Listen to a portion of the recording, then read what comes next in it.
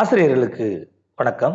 அடுத்ததாக நம்ம பார்க்க இருக்க தலைப்பு முகமது கோரி. முகமது கோரியினுடைய ஆட்சி காலம் 1173 1206 காலகட்டங்கள் வரை. கஜினிக்கும் கீரட்டுக்கும் இடைப்பட்ட ஒரு மலைப்பிரதேசம் தான் பார்த்தீங்க அப்படின்னா உள்ள ஒரு சிறிய அரசு தான் இந்த கோரின்ற ஒரு நாடு. இந்த நாட்டினுடைய ஆட்சியாளராக இருந்ததுனால அவருடைய இயற்பெயர் பார்த்தீங்க அப்படின்னா மொய்சுதீன் முகமது அல்லது சகாபுதீன் முகமது. இவர் செல்லாமா முகமதுன்னு கூப்பிடப்பட்டதுனால என்னவானது அப்படின்னு பார்த்தோம்னா கோரி பகுதியை ஆட்சி பண்ணதுனாலையும் கோரி முகமது அல்லது முகமது கோரின்னு அழைக்கப்பட்டாங்க. சரிங்களா? இவருடைய இந்திய படையெடுப்புன்றது ஏறத்தாழ 1175 ஆரம்பித்ததாக சொல்கிறாங்க. ஆனால் இந்தியாவில் இவருடைய ஆட்சி எப்போது ஏற்படுத்தப்பட்டது அப்படின்னு பார்த்தீங்கன்னா 1192 இரண்டாவது தரையின் போரின் போது தான். அப்போ இந்தியாவின் ஆட்சியை ஏற்படுத்தியே தீர வேண்டும் என்ற எண்ணத்தினோடு படையெடுப்பை மேற்கொண்டு அதில் வெற்றியும் பெற்ற முதல் துருக்கிய படையெடுப்பாளர் தான் யார் அப்படின்னு பார்த்தீங்கன்னா கோரி முகமது. கஜினி இந்தியாவின் மீது கொள்ளையடிக்கணுன்ற எண்ணத்தில் தான் படையெடுத்து வந்தானே தவிர இந்தியாவில் ஒரு நிலையான ஆட்சியை ஏற்படுத்தணுன்ற எண்ணம் கஜினிக்கு கிடையாது. ஆனால் இந்தியாவில் ஒரு நிலையான ஆட்சியை தன்னுடைய ஆட்சி பகுதியோடு இணைத்து நடத்தணுன்ற எண்ணம் யாருக்கு இருந்தது அப்படின்னு பார்த்தீங்கன்னா இந்த முகமது கோரிக்கு இருந்தது. 1175 முல்தான் மீதும் 1176 உச்சின் மீதும் படையெடுத்து வெற்றி பெறான். அதுக்கப்புறம் 1178 அன்கில்வார் அப்படின்ற போர் பார்த்தோம் அப்படின்னா குஜராத் பகுதியில் நடைபெறுது. இரண்டாம் மூல்ராஜ் என்ற அரசர்கிட்ட அவன் தோற்று போகிறான். சரிங்களா? யார் தோற்று போகிறா? இந்த முகமது கோரி தோற்று போகிறாரு. ஸோ இரண்டாம் மூல்ராஜ் இடம் யார் தோற்று போகிறா? கோரி முகமது தோற்று போகிறாரு. 1179 பெஷாவர் கைப்பற்றப்படுகிறது. 1185 சியால்கோட் கைப்பற்றப்படுகிறது. இவ்வாறு இன்றைய இந்தியாவினுடைய முக்கியமான பகுதிகள் என்ற அடிப்படையில் பார்த்தோம் அப்படின்னா வரைபடத்தில் பார்த்தீங்கன்னா தெரியும். முல்தான், உச், அதுக்கப்புறம் பார்த்தோம்னா இந்த இடத்துல தான் அன்கில்வார் வரும். அன்கில்வார் பகுதி, அதுக்கப்புறம் எடுத்தோம்னா லாகூர், பதிண்டா, இதுதான் தரையின் போருக்கான காரணம். அடுத்து தரைன், அடுத்து டெல்லி, அஜ்மீர், இது எல்லாமே இவனோட தொடர்புடைய பகுதிகள். சரிங்களா? முதல் தரையின் போர். இந்த தரையின் போருக்கான காரணம் என்ன? பதிண்டா கோட்டையை கைப்பற்றினது தான் ரீசன். 1191 நடைபெற்றது முதல் தரையின் போர். 1192 நடைபெற்றது இரண்டாம் தரையின் போர். இந்த போர் நடைபெறும் போதே 1-2 கணக்கு வச்சாங்களான்னா அப்படிலாம் கிடையாது. தரைன்ற இடத்துல போர் நடந்திருக்கு. இந்த அதுக்கப்புறம் ஆங்கிலேயர்கள் காலகட்டங்களில் வரலாறு எழுதும்போது என்ன பண்ணிட்டாங்க அப்படின்னு பார்த்தோம்னா அதை முதல் நடந்ததை முதல் 2ன்னு சொல்லி தங்களுடைய வரலாற்றில் சௌரியத்துக்காக வரிசைப்படுத்துவதற்காக என்ன பண்ணிட்டாங்க, எண்ணிக்கை கொடுத்துக்கிட்டாங்க. அதுதான் விஷயம். அப்போ 1190 பதிண்டா கோட்டையை கோரி முகமது கைப்பற்றுறான். ஸோ கோரி முகமதுடைய படையினுடைய சிறப்பு என்ன அப்படின்னு பார்த்தோம்னா குதிரைப்படையும் வில் வீரர்கள் தான் அவன்கிட்ட சிறப்பாக இருந்தது. இந்த தரையனுக்கு அருகில் உள்ள ஒரு கோட்டை தான் பதிண்டா கோட்டை. மேப்பில் கூட பார்த்தோம். தானேஸ்வரத்துலேருந்து 25 கல் தொலைவிலும் டெல்லியிலிருந்து 50 கல் தொலைவிலும் உள்ள ஒரு பிளேஸ் தான் தரைன்னு சொல்லப்படுது. இவ்வாறு இந்த இழந்த பதிண்டா கோட்டையை கைப்பற்றுவதற்கு, ஏன்னா பதிண்டா கோட்டை யாருக்கு சொந்தமானது அப்படின்னா பிருத்திவிராஜ் சௌகானுக்கு சொந்தமானது. பிருத்திவிராஜ் சௌகான் டெல்லி, அஜ்மீரெல்லாம் வைத்து ஒருங்கிணைந்த பகுதியை ஆட்சி பண்ணிக்கிட்டு இருந்த காலகட்டங்கள். இதில் என்ன பண்ணுறாங்கன்னா முதல் தரையின் போரில் முகமது கோரியை தோல்வியடைய செய்கிறாரு பிருத்திவிராஜ் சௌகான். இவ்வாறு இழந்த பதிண்டா கோட்டை மீண்டும் கைப்பற்றப்படுகிறது. இந்த பின்னணியில் நடைபெற்றதான் பார்த்தோம் அப்படின்னா இரண்டாவது தரையின் போர். தோற்றுப்போன கோரி முகமது தோல்வியை ஏற்றுக்கொள்ளக்கூடிய மனநிலையில் இல்லை. பிருத்திவிராஜ் சௌகானை பழிவாங்கி மீண்டும் இந்த பகுதியை கைப்பற்றணுன்ற எண்ணம் அவனுக்கு உருவாகிறது. இந்த பின்னணியில் தான் பார்த்தோம் அப்படின்னா இரண்டாவது தரையின் போர் மேற்கொள்ளப்படுகிறது. இதில் கோரியினுடைய படை 1,20,000 வீரர்களும் இதில் 12,000 காப்புப்படை வீரர்களும் இருந்தாங்க. அது என்ன 12,000 காப்புப்படை வீரர்கள் அப்படின்னா மொத்தம் 1,20,000 படை வீரர்கள் தான் இருக்காங்க. பிருத்திவிராஜ் சௌகானோட போர் ஆரம்பிக்குது. போர் நடைபெற்றுகிட்டே இருக்கும்போது திடீர்னு ஒரு மதியம் வாக்கில் காலையில் ஒரு 6-7 மணிக்கு போர் ஆரம்பிக்குது அப்படின்னா மதியம் ஒரு 12-1 மணி வாக்கில் இந்த 12,000 படை வீரர்களை திடீர்னு என்ன பண்ணுறாங்க, போர் நடக்கிற இடத்துக்கு ஒரு படையாக வர்ற மாதிரி ஒரு வார் ஸ்ட்ராட்டஜியை யார் ஃபாலோ பண்ணா அப்படின்னு பார்த்தோம்னா கோரி முகமது ஃபாலோ பண்ணுறான். என்ன ரீசனுக்காக அப்படின்னு பார்த்தீங்கன்னா இங்கே பிருத்திவிராஜ் சௌகானுடைய படை வீரர்கள் எண்ணிக்கை 3 லட்சம் குதிரை வீரர்கள் 3000 யானைகளும் கொண்ட ஒரு மிகப்பெரிய படை அவன்கிட்ட இருக்குது. அப்போ இதை டைரெக்டாக நம்ம போட்டி போட்டோம்னா ஜெயிக்க முடியாதுன்னு கோரி முகமது நினைக்கிறான். அதனால என்ன பண்ணுறான்னா உளவியல் ரீதியாக ஒரு தாக்குதல் நடத்தணும்னு முடிவு பண்ணுறான். ஸோ அதுக்காக என்ன பண்ணுறான்னா சைக்கலாஜிக்கல் அட்டாக்ன்ற அடிப்படையில் தன்னுடைய படை வீரர்களில் 12,000 பேரை காத்திருந்து திடீர்னு போர் நடக்கும்போது உள்ள வாங்க, மிகப்பெரிய படை மாதிரியான ஒரு பிம்பத்தை ஏற்படுத்திட்டு வாங்க. அப்போ இங்கே 3 லட்சம் படை வீரர்கள் இதை பார்த்தோன்னா என்ன பண்ணாங்கன்னா பெரிய படை வருது, நம்மகிட்ட இருக்க படை வீரர்களோட எண்ணிக்கையோட அவன் அதிகமாக இருக்கான், அதனால அவன் ஜெயிச்சிருவானோ அப்படின்ற மாதிரியும், அதே சமயத்தில் ஏற்கனவே போரில் ஈடுபட்டு 3-4 மணி நேரங்களாக போரில் பயிற்சி பண்ணிக்கிட்டு இருக்கவங்க ஆல்மோஸ்ட் களைப்படைஞ்சிருப்பாங்க. அப்போ அந்த சூழலில் உங்களுடைய படை வருகையை பார்த்தோன்னே அவங்க பயந்து போயிடுவாங்கன்னு அவன் கணக்கு போட்டிருப்பான். அதே மாதிரியே அங்கே நடக்கும். ஸோ இவ்வாறு இந்த 12,000 காப்புப்படை வீரர்களை பயன்படுத்தி தான் வெற்றி பெறுவான். இந்த அடிப்படையில் தான் பார்த்தோம்னா இந்தியாவில் முதல் இஸ்லாமிய ஆட்சி அஜ்மீரில் நிறுவப்பட்டது. ஸோ இந்த பாயிண்ட் ரொம்ப ரொம்ப முக்கியம். இதை பேஸ் பண்ணி தான் இப்போ நடந்த UGTR கூட கேள்வி கேட்டாங்க. இந்தியாவின் முதல் சுல்தான் யாருன்னு கேட்டிருந்தாங்க கேள்வி. இப்போ இந்தியாவின் முதல் சுல்தான்னா நமக்கு சுல்தான்றதே யார் சூடிக்கிறாங்கன்னா குத்புதீன் ஐபக் தான் சூடுறாரு. அதனால தான் டெல்லி சுல்தானி ஆட்சினே நம்ம சொல்கிறோம். சுல்தான் பட்டத்தை சூட்டிக்கிட்டதுனால தான் அவங்கள டெல்லியை மையமாக வச்சு ஆட்சி பண்ணதுனால டெல்லி சுல்தானியம்னு சொல்கிறோம். அப்போ அஜ்மீரை மையமாக வச்சு இஸ்லாமிய ஆட்சி தான் நிறுவப்பட்டதாக சொல்லப்படுகிறது. ஏன் இந்த வார்த்தைங்க சொல்லுவார்னா யூஜிடிஆர்பி என்ன பண்ணிட்டாங்க அப்படின்னா ஆன்சர் கீயாக கோரி முகமது தான் கொடுத்தாங்க. அவன் தான் இந்தியாவின் முதல் சுல்தான் அப்படின்ற மாதிரி. ஆனால் வரலாற்று பாட புத்தகங்களை எங்கேயுமே அவன் டெல்லியில் அஜ்மீரில் ஆட்சி நிறுவனான்னு தான் சொல்கிறாங்களே தவிர அங்கே அவன் சுல்தான்ற பட்டத்தை சூட்டிக்கிட்டு தான் சொல்லப்படலை. ரெண்டாவது அஜ்மீரையும் டெல்லியையும் அவன் தன் ஆட்சியின் கீழ் மாகாண ஆளுநர்களை நியமனம் பண்ணி கோர் பகுதியோட சேர்ந்து தான் ஆட்சி பண்ணான்னு சொல்கிறாங்க. அப்போ இந்த பின்னணியில் இந்தியாவின் முதல் இஸ்லாமிய ஆட்சி அஜ்மீரில் நிறுவப்பட்டது. ஒரு கேள்வியை கேட்கலாம். இந்த இரண்டாவது தரையன் போரின் மூலமாக டெல்லியிலிருந்து முகமதியர்களுடைய ஆட்சி 1857ஆம் ஆண்டு புரட்சியின் வரை முகலாயர்களை என்ன பண்ணாங்க, டெல்லி ஆட்சி பண்ணாங்கன்னு சொல்லப்படுகிறது. அதோடு மட்டும் இல்லாமல் அதுக்கப்புறம் 1994 வாக்கில் என்ன பண்ணுறான் அப்படின்னு பார்த்தீங்கன்னா கோரி முகமது சந்தவார் பகுதியின் மீது படையெடுத்து வரான். தோற்ற மன்னன் ஜெயச்சந்திரன். என்ன காரணத்திற்காக அப்படின்னு பார்த்தோம்னா ஏற்கனவே நம்ம ராஜபுத்திரரில் பார்த்துருப்போம். பிருத்திவிராஜ் சௌகானுடைய மாமனார் தான் ஜெயச்சந்திரன், சம்யுக்தாவினுடைய தந்தை. இவன் தான் என்ன பண்ணியிருப்பான் அப்படின்னு பார்த்தோம்னா தரைன் போரின் போது கோரி முகமதுக்கு நிறையா வார் ஸ்ட்ராட்டஜியில் பிளான் பிருத்திவிராஜ் சௌகானுடைய வீக்னஸ் எல்லாம் சொல்லி கொடுத்ததா சொல்கிறாங்க. அப்போ தன்னுடைய மருமகனுக்கே இவன் நன்றி விசுவாசமாக ஒரு பாசமாக இல்லாத இவன் எப்படி நமக்கு உறுதியாக இருப்பான். ஸோ எப்போ வேணாலும் துரோகியாக மாறலான்றதுனால அடுத்த கட்ட போர் யார் மேல் நடத்தப்பட்டது அப்படின்னு பார்த்தோம்னா கன்னௌசி பகுதியினுடைய ஆட்சியாளராக இருந்த ஜெயச்சந்திரன் மீது சந்தவார் போர்னு சொல்கிறாங்க. 1994 இந்த போர் நடைபெற்றதா சொல்லப்படுகிறது. அப்போ கோரி முகமதுனுடைய தலைமையில் நடைபெற்ற போர் முதல் தரைன் போர், இரண்டாம் தரைன் போர், சந்தவார் போர்னு சொல்லி மொத்தம் 3 போர் பார்த்துக்கிறோம். அடுத்து தன்னுடைய படை தளபதிகளான குத்புதீன் ஐபக், அதுக்கப்புறம் பார்த்தோம்னா இக்ருதீன் பக்தியார் கில்ஜி. ஸோ 2 பேர் கோரியினுடைய முக்கிய படை தளபதிகளாக இருப்பாங்க.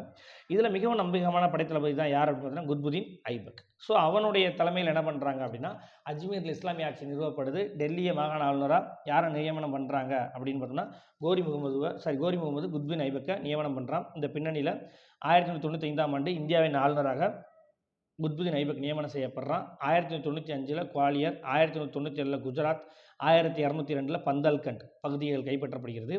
ப்ரீவியஸ் டிஆர்பி கொஸ்டின் 2017 கேட்டாங்க. 1203ஆம் ஆண்டு பீகார், 1204ஆம் ஆண்டு 5ஆம் ஆண்டு வங்காளம். அதாவது மத்திய இந்தியா மேற்கு இந்தியா பகுதிகளுக்கு குத்புதீன் ஐபக் தலைமை தாங்கிறான்.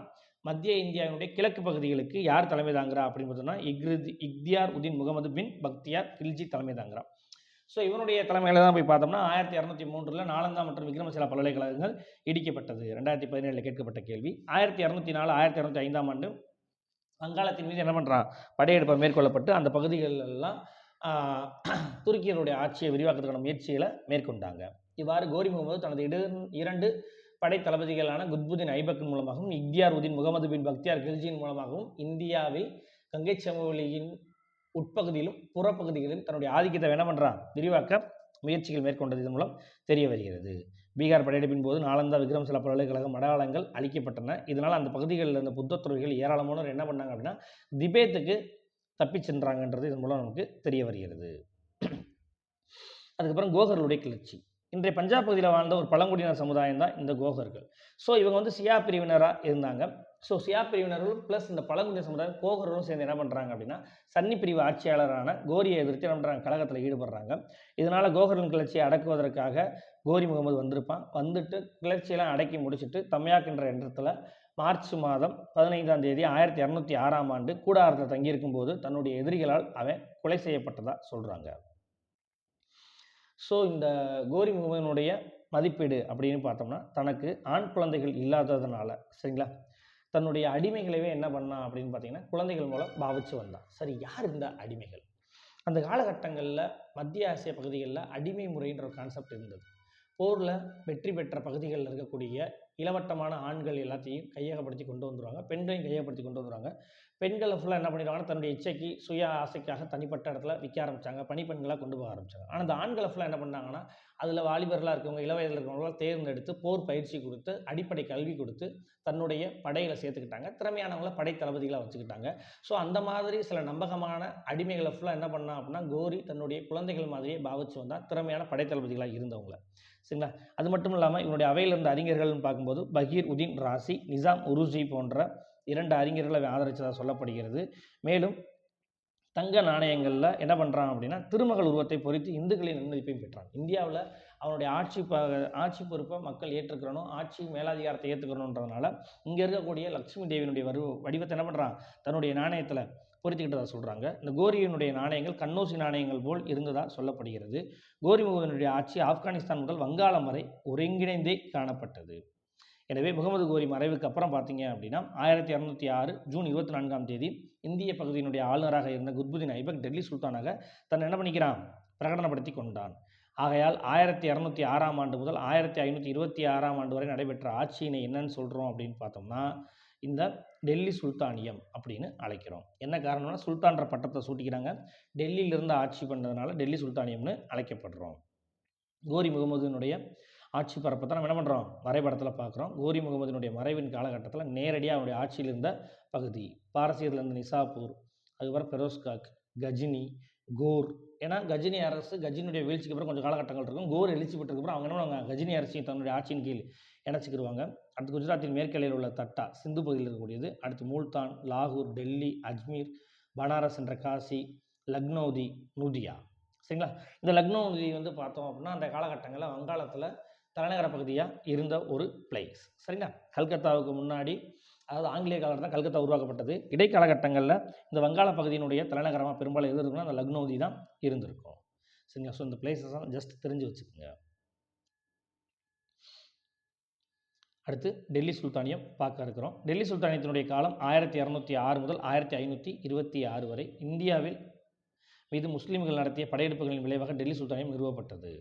எப்படி இந்த இடத்துல என்ன சொல்லணும் அப்படின்னா துருக்கியர்கள் தான் சொல்லணும். ஆனால் ஏன் முஸ்லீம்கள்னு எல்லா இடத்துலையும் பயன்படுத்துகிறோம்? இதே இது ஒரு போர்ச்சுகீசியர்கள் இந்தியாவின் மீது படையெடுத்தப்பையோ, இல்லை ஆங்கிலேயர்கள் படையெடுத்தப்பையோ, இல்லை பிரெஞ்சுக்காரர்கள் இந்தியாவின் மீது படையெடுத்து இந்திய அரசர்களை தோற்கடித்து தங்களுடைய பகுதியை கைப்பற்றினப்போ நம்ம ஏன் கிறிஸ்தவர்கள்னு சொல்கிறது இல்லை, இங்கே மட்டும் இஸ்லாமியர்கள்ன்ற வார்த்தையை வரலாற்றாளர்கள் பயன்படுத்துகிறாங்க அப்படின்னா இது வந்து ஒரு சார்பு தன்மையை தான் காட்டப்படுது. இஸ்லாமியர்கள்னாலே அப்படின்ற ஒரு ஆதிக்கத்தை காட்டுற அவங்கள வந்து ஒரு தவறாக சித்தரிக்கிற முறைப்படி ஒன்று இருக்குது. ஒன்று. இன்னொரு சில இடத்துல என்ன சொல்கிறாங்க அப்படின்னு பார்த்தீங்கன்னா, என்னதான் ஐரோப்பியர்கள் தங்களுடைய ஆட்சியை ஏற்படுத்தினாலும் மதம் சார்ந்த ஆட்சியை அவங்க நடத்தலை. ஆனால் இந்த துருக்கியர்களும் சரி, அரேபியர்களும் சரி, பாரசீகர்களும் சரி, எங்கெல்லாம் தங்களுடைய ஆட்சியை ஏற்படுத்தினாங்களோ அங்கெல்லாம் அவங்க என்ன பண்ணாங்கன்னா மதத்தின் பால் ஷாரியத் என்று இஸ்லாமிய சட்டம் என்ன சொல்கிறதோ அந்த அடிப்படையில் தான் அவங்களுடைய ஆட்சி பெரும்பாலும் அமைந்ததுனால தான் இஸ்லாமியர்கள் ஆட்சி, இஸ்லாமியர் என்ற வார்த்தை பயன்படுத்தப்படுவதாகவும் சொன்னார்கள். சரிங்களா?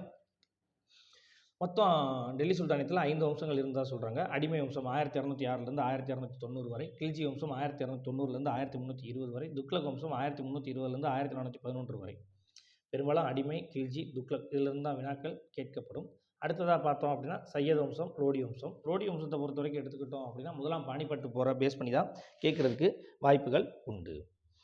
இவ்வாறு இந்தியாவில் முஸ்லீம்களின் ஆட்சி சமூகம், ஆட்சித்துறை மற்றும் பண்பாடு நிலைமைகளில் பெரிய மாற்றங்களை ஏற்படுத்தியதாக சொல்லப்படுகிறது. சரிங்களா? இதில் இன்னொரு கேள்வி உங்களுக்கு வரலாம். இந்தியாவில் ஆட்சி பண்ணதில் டெல்லி சுல்தானிய ஆட்சி முகலாய ஆட்சின்னு ஏன் பிரிக்கணும்? எல்லாருமே இஸ்லாமியர்கள் தானே, ஒரே வார்த்தையில் இஸ்லாமிய ஆட்சின்னு சொல்லிட்டு போயிடலாம்ல அப்படின்னு கேட்கலாம். அங்கே தான் வித்தியாசம் இருக்குது. எல்லோரும் இஸ்லாமியத்தை ஏற்றுக்கொண்டவர்களாக இருந்த போதிலும் இந்த துருக்கியர்களில் பெரும்பாலான பிரிவுகள் இருந்தது. உதாரணத்துக்கு அடிமை வம்சம், கில்ஜி வம்சம், துக்ளக் வம்சம், சையத் வம்சம் 4 வம்சங்களுமே துருக்கிய வம்சம். பட் லோடி வம்சம் மட்டும் பார்த்திங்கன்னா ஆப்கானிய வம்சம். அப்போ இஸ்லாம் மதத்தை ஏற்றுக்கொண்டவர்கள், ஆனால் இனத்தின்பால் வேறுபாடு உடையவர்கள். ஸோ துருக்கியர்களில் மட்டும் பார்த்தோன்னா ஏறத்தாழ 64 பிரிவுகள் இருக்கா. அப்போ அதில் ஒரு பிரிவு தான் சகடாய்ப்பு பிரிவு, அவங்க முகலாயர்கள். ஸோ இப்படி துருக்கியர்களுக்குள்ள பல பிரிவுகள் இருக்கிறதுனால தான் வரலாற்றில் என்ன பண்ணுறோம் அப்படின்னு பார்த்தீங்கன்னா இவங்களை பிரித்து நம்ம என்ன பண்ணுறோம், டெல்லி சுல்தானியம் முகலாயர்கள்னு பிரிக்கிறோம். இல்லை அடிமை வம்சத்திலேயே கூட பார்த்தோம் அப்படின்னா குத்பி மரபு, இல்பாரி மரபுன்ற கான்செப்ட் வரும். கில்ஜின்றதே ஒரு துருக்கிய மரபு தான். துக்ளக்குன்றதும் பார்த்தோம்னா ஒரு துருக்கிய மரபு தான். சையதுன்றது பார்த்தோம்னா ஒரு துருக்கிய மரபில் இருக்கக்கூடிய ஒரு பெயர்கள் தான். ஸோ அதனால் துருக்கிய பிரிவுகளில் அவங்க பல பேர்களில் தனித்தனியாக இருக்கிறதுனால தான் அதை காமனாக என்ன சொல்கிறோம், டெல்லி சுல்தானியம்னு சொல்கிறோம். அடுத்ததாக பார்க்க இருக்கிறது அடிமை வம்சம், ஸ்லேவ் டைனாசிட்டி. இதுக்கு எவையா அடிமை வம்சம்னு பேர் வச்சான் அப்படின்னு பார்த்தீங்கன்னா, அடிமை வம்சம்ன்றதை ஏன் அந்த பேர் வர்ற காரணம் அப்படின்னு பார்த்தோம்னா கோரி முகமதுனுடைய அடிமையாக இருந்தவன் தான் குத்புதீன் ஐபக். குத்புதீன் ஐபக்ட்ட அடிமையாக இருந்தவன் தான் இல்துத்மிஸ்ட் அடிமையாக இருந்தவன் தான் பால்பன். ஸோ தொடர்ந்து இப்படி அடிமைகளாக இருந்தது ஒரு பக்கம். இல்துத்மிஸே தன்னை என்ன சொன்னான் அப்படின்னு பார்த்தீங்கன்னா, குத்புதீன் ஐபக் அடிமையாக இருந்ததுனால அவனோட அடிமையாக இருந்தாலும் அந்த அடிமையின் ஆட்சியை மக்கள் ஏற்றுக்கொள்ளட்டும்ன்ற அடிப்படையில் சொல்லியிருப்பான். ஸோ இதெல்லாம் பார்த்து தான் வரலாற்றாளர்கள் எழுதும்போது என்ன சொன்னாங்க, லாஸ்ட்டாக அதுக்கு ஸ்லேவ் டைனாசிட்டி, அடிமை வம்சம்ன்ற பெயரை வச்சாங்க. ஏன்னா அவங்க ஒரே வம்சத்தை சார்ந்தவர்கள் அல்ல அப்படின்ற பொருளில். இந்த அடிமை வம்சத்தினை பொறுத்த வரைக்கும் எடுத்துக்கிட்டோம் அப்படின்னு பார்த்தீங்கன்னா குத்புதீன் ஐபக், ஆரம் ஷா, இல்துத்மிஸ், ருக்னுதீன் பெரோஸ் ஷா, சுல்தானா ரஷ்யா, பக்ரம் ஷா, அலாவுதீன் மசூத், நசருதீன் முகமது, கேசுதீன் பால்பன், கையூமஸ்ன்னு சொல்லி ஏறத்தாழ இத்தனை சுல்தான்கள் ஆட்சி பண்ணியிருக்காங்க. இத்தனை சுல்தான்களையும் மனப்பாடம் பண்ணணுமான்னு கேட்டால் தேவையில்லை. குத்புதீன் ஐபக், இல்துத்மிஸ், ரஷ்யா, பால்பன், இந்த 4 சுல்தான்களை மட்டும் நல்லா படிச்சுக்கோங்க. குத்புதீன் ஐபக், இல்துத்மிஸ், ரஷ்யா அண்ட் பால்பன், இந்த 4 பேர்ல இருந்தால் வினாக்கள் கண்டிப்பாக கேட்கப்படும். எவ்ரி டிஆர்பியில் ஸ்லைவ் டைனாசிட்டிலேருந்து 1 or 2 கொஸ்டின்ஸ் கேட்க தான் செய்கிறாங்க. இந்த அடிமை வம்சத்தை பொறுத்தனுடைய ஆட்சி காலகட்டம் இது கொடுக்கப்பட்டிருக்கு. இதில் மேப்பில் 2 பேருடைய ஆட்சி காலகட்டம் இருக்குது. கோடாக போட்டிருக்கிறது வந்து குத்புதீன் ஐபக்கினுடைய ஆட்சி பகுதி. கோடு இல்லாமல் வயலட் கலரில் இருக்கிறது மட்டும் பார்த்திங்க அப்படின்னா இல்துத்மிஷனுடைய ஆட்சி பகுதி. இதில் நம்ம எந்தெந்த பகுதிகளை பற்றி அடுத்து பார்க்க இருக்கிறோம் அப்படின்னு பார்த்தீங்கன்னா, பெஷாவார், கோகர்கள் ஆட்சி செய்த பகுதி, மூல்தான், தட்டா, அடுத்து உஜ்ஜயினி, ராந்தம்பூர், அஜ்மீர், மதுரா, டெல்லி, லாகூர், அடுத்து கன்னோஜ், பனாரஸ், அடுத்து பிரயாக், பில்சா, அதுக்கப்புறம் கவுர், இது போன்ற பகுதிகளை தெரிஞ்சு வச்சுக்கிடுவோம். ஏன் இந்த பகுதிகளை தெரிஞ்சுக்கிறோம் அப்படின்னா, நான் அடுத்து ஒவ்வொரு பகுதியில் படையெடுத்தாங்க வெற்றி பெற்றாங்கன்னு சொல்கிற மாதிரி இருக்கும். அப்போ இதெல்லாம் எந்த பகுதியில் இருக்குன்னே தெரியாமல் போயிடக்கூடாதுல்ல. அதனால 1000 வார்த்தைகளை சொல்லாததை 1000 வார்த்தைகளின் பொருள் கொண்டதை ஒரே ஒரு ஒற்றை வரைபடம் காட்டி கொடுத்து விடும், அல்லது ஒற்றை படம் விளக்கி விடும் சொல்லுவாங்க. அப்போ நீங்கள் மேப்பை பார்த்துட்டு நீங்கள் படிக்க ஆரம்பிச்சிங்க அப்படின்னா அந்த விஷயம் உங்களுக்கு நிறையா உள்வாங்க ஆரம்பிக்கலாம். இப்போ கஜினி முகமனுடைய படையெடுப்பு வருதுன்னா அது ஒரு மேப்பாக நீங்கள் வரைஞ்சி அதை நீங்கள் ஒவ்வொரு இடத்தையும் லொக்கேஷனை எழுதி வச்சு நீங்கள் ஆண்டுகளை போட்டிங்கனாலே அந்த ஒரு மேப்பு தான் எந்தெந்த இடம், ஆண்டு, அரசர், இதை நீங்கள் எழுதிட்டிங்கன்னா எத்தனாவது படையெடுப்பு நம்பர் எழுதிட்டிங்கன்னா ஒரே பக்கத்தில் கொண்டு வந்துடலாம். படிக்கிறது ரொம்ப ஈஸியாக இருக்கும். மம்லுக் என்ற குரான் சொல்லுக்கு, குரான் சொல் மீன்ஸ் அரபு சொல், ஏன்னா குரான் வந்து அரபு மொழியில் தான் இருக்குது. அதனால் அரபு சொல்லுக்கு உரிமைப்பட்ட அல்லது அடிமை என்ற பொருள் இருக்கிறதா சொல்கிறாங்க. இந்த அடிமை வம்சத்தில் மொத்தம் 3 மரபுகள் ஆட்சி பண்ணுறதா சொல்கிறாங்க. குத்புதீன் ஐபக் மரபு குத்பி மரபு என்றும், இல்துத்மிஷால் தோற்றுவிக்கப்பட்டதை முதல் இல்பாரி மரபு என்றும், பால்பனால் தோற்றுவிக்கப்பட்டதை 2ஆம் இல்பாரி மரபுன்னு என்ன பண்ணுறாங்க, மொத்தம் 3 கேட்டகரியில் பிரிக்கிறாங்க. தபகத் என்ற அரேபிய சொல்லுக்கு தலைமுறைகள் அல்லது நூற்றாண்டுகள் என்ற பொருள் இருப்பதாகவும், தஜிக் என்ற பாரசீக சொல்லுக்கு சுயசரிதை என்ற பொருளும், தாரிக் அல்லது தாக்யூக் என்ற அரேபிய சொல்லுக்கு வரலாறு என்ற பொருளும் உண்டு. சரிங்களா? அப்போ இதெல்லாம் சில நேரங்களில் மனப்பாடம் பண்ணி வச்சுங்க. ஸ்கூல் புக்கில் பாக்ஸாக இருக்கிறதுனால வினாக்களாக கேட்க வாய்ப்புகள் உண்டு. இந்த சொல் எந்த மொழி சொல் அல்லது இதன் பொருள் என்னன்னே கேட்கலாம். ஐபக், ஐபக்கினுடைய காலம் பார்த்தீங்க அப்படின்னா 1206 1210. துருக்கி இனத்தில் உள்ள ஐபக் என்ற பழங்குடி இனத்தை சார்ந்தவன். நிசாப்பூர் என்ற பகுதியில் பாரசீகர்களுடைய அடிமை சந்தை, அங்கே காஜி பக்ருதீன் அப்துல் அசீஸ் ருபி என்பவனிடம் அடிமையாக இருந்திருக்கான். அவனை ஐபக் அங்கேருந்து என்ன பண்ணியிருக்கான், சரி ஐபக்கை அங்கேருந்து விலக்கி வாங்கியிருக்காங்க. ஸோ இந்த காஜியின் மறைவுக்கு பின் கஜினி நகரில் மொய்சுதீன் முகமது கோரி குத்புதீன் ஐபக்கை அடிமையாக விலக்கி வாங்கினான். நிசாப்பூரில் அடிமை சந்தையில் இருந்திருக்கான். அப்போ காஜி பக்ருதீன் அப்துல் அஸ்ருபி என்பவர் என்ன பண்ணுறாரு, ஐபக்கை அடிமையாக விலக்கி வாங்கி வந்து அவனுக்கு போர்க்கலை அடிப்படை கல்வி கற்பிக்கிறாங்க. எதற்காகப்பா, இன்றைக்கி எப்படி ஒரு சின்ன ஆட்டுக்குட்டியை வாங்கி வளர்த்து வித்துடுறாங்களோ அதே மாதிரி தான் இந்த அடிமை முறையும். அந்த காலகட்டங்களில் கொண்டு வந்து அவங்கள வளர்த்து அவங்களுக்கு போர்க்கலைகளை கற்றுக் கொடுத்து சந்தையில் வச்சு போர் வீரர்கள் தேவையா இந்தாங்க வித்துக்குங்கன்ற மாதிரியான முறை இருந்தது. அதுக்கப்புறம் இந்த காஜி மறந்ததுக்கப்புறம் காஜியினுடைய பிள்ளைகள் வந்து என்ன பண்ணிடுவாங்க அப்படின்னா மொய்சுதீன் முகமது கோரிட்ட வந்து என்ன பண்ணுவாங்க, குத்புதீன் ஐபக்கை அடிமையாக வித்துருவாங்க. கோரி முகமதின் நன்மதிப்பை அடிமையாக வந்துட்டு இருந்தாலும் நன்மதிப்பை பெற ஆரம்பிக்கிறார். காரணம் அவனுடைய போர் திறமை. இந்த போர் வெற்றிகளினால அவனுக்கு மிகவும் உறுதுணையாக இருந்தான். குத்புதீன் ஐபக் இந்திய அதிகாரியாக இருந்தபோது மாலிக் என்ற பட்டத்தை யாருக்கு கொடுத்ததா சொல்கிறாங்க, முகமது கோரிக்கு கொடுக்கப்பட்டதா சொல்கிறாங்க. குத்புதீன் ஐபக் இந்தியாவினுடைய அதிகாரியாக ஆளுநராக இருந்தப்ப அவனுக்கு மாலிக் என்ற பட்டத்தை முகமது கோரி கொடுத்துருக்கான். இந்த சூழ்நிலையில் முகமது கோரி இறந்ததுக்கப்புறம் 1206 ஜூன் 24 முதல்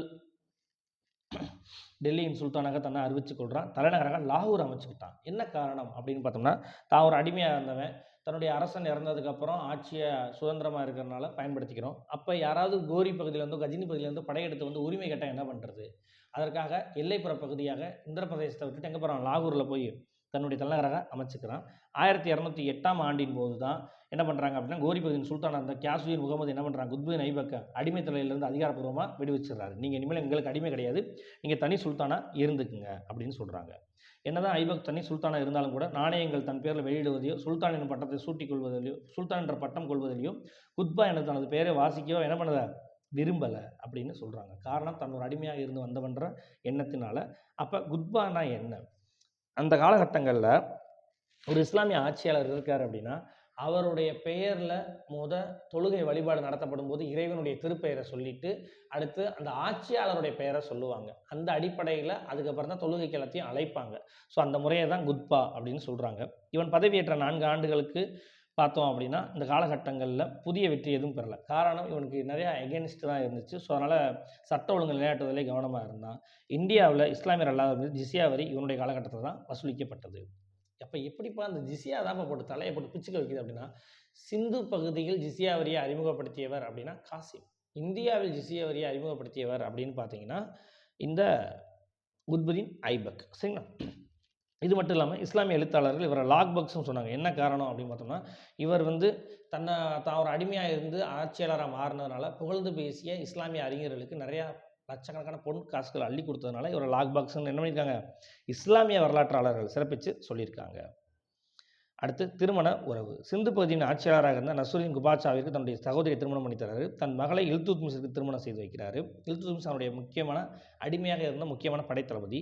அடுத்து கஜினி பகுதியினுடைய ஆளுநராக இருந்த தாஜுதீன் இல்துஸ் என்ற ஆளுநரின் மகளை இவரே திருமணம் பண்ணியிருக்காரு. அப்போ தெளிவாக என்ன பண்ணியிருக்கான் அப்படின்னு பார்த்தீங்கன்னா, தன்னுடைய உள்நாட்டில் தன்னுடைய அடிமைகளில் சிறந்த படைத்தளபதியாக இருக்கக்கூடிய இல்துத்மிஸ்க்கு தன் மகளை கல்யாணம் பண்ணி கொடுத்துட்டான். ஸோ அது மூலம் நிர்வாகத்தில் சப்போர்ட். அதே சமயத்தில் தன்னுடைய ஆட்சியின் எல்லைப்புற பகுதியில் சிந்துடைய ஆட்சியாளருக்கு தன்னுடைய சகோதரியை திருமணம் பண்ணி கொடுத்துருக்கான்.